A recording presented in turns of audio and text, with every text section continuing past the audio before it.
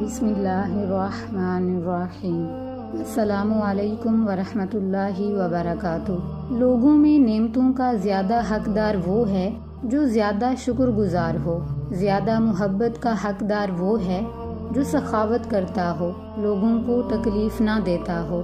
سب سے بڑا بد نصیب وہ ہے جو دوسرے جیسا بننا چاہے، قضا پر راضی نہ ہو، اپنی روزی سے تنگ ہو اور اس کے اخلاق برے ہو جائیں۔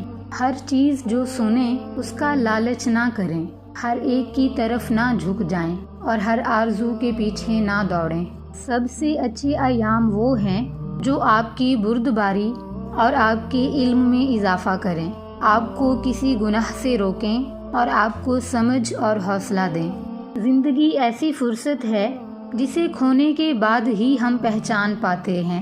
عافیت صحت مندوں کے سر پر ایک تاج ہے جسے مریض ہی دیکھ سکتے ہیں۔ آپ پر آپ کے رب کا حق ہے، آپ کے نفس کا حق ہے، آپ کی آنکھوں کا حق ہے، آپ کی بیوی کا حق ہے، آپ کے مہمان کا حق ہے، لہٰذا ہر حقدار کو اس کا حق دیں۔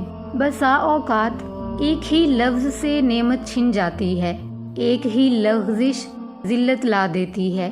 خلوت میٹھی ہوتی ہے، عزت والا عزت پاتا ہے۔ اپنی نیکیاں یاد کر کے خوش رہیں، گناہوں سے توبہ کر کے دل کو راحت دیں اور لوگوں کو اپنے احسانات کا اسیر بنا لیں۔ آپ کو کل کی روزی کی فکر ہے، لیکن کل آ ہی جائے گا، اس کی ضمانت کیا ہے؟ گزشتہ کل جو گزرا اس سے رنج کیوں ہے؟ اب وہ لوٹ کر نہیں آئے گا۔ جو اپنے مالک کی اطاعت کریں گے ان کا بدلہ یہ ہے کہ لوگ ان کی خدمت کریں، جو ترک دنیا کریں گے ان کا انعام یہ ہے کہ انہیں خوشگوار روزی ملے گی۔ دنیا کی سب سے بہتر چیز اللہ کی محبت ہے، جنت کی سب سے بہتر نعمت اللہ کا دیدار ہے۔ اللہ سے حفاظت کی فریاد کریں، وہ حفاظت کرے گا۔ اسے یاد رکھیں، اسے اپنے سامنے پائیں گے۔ اللہ کو فراخی میں یاد کریں، وہ شدت میں یاد رکھے گا۔ مانگنا ہے تو اللہ سے مانگیں، مدد لینی ہے تو اس کا دروازہ کھٹکھٹائیں۔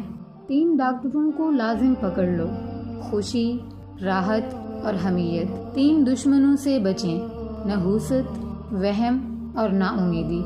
اللہ کی رحمت سے مایوس نہ ہوں، اس کا دروازہ بند نہیں، اس کے خزانے ختم نہیں ہوئے، اس کا فضل ختم نہیں ہوا اور اس کی رسی کٹی نہیں۔ جزاک اللہ خیرہ۔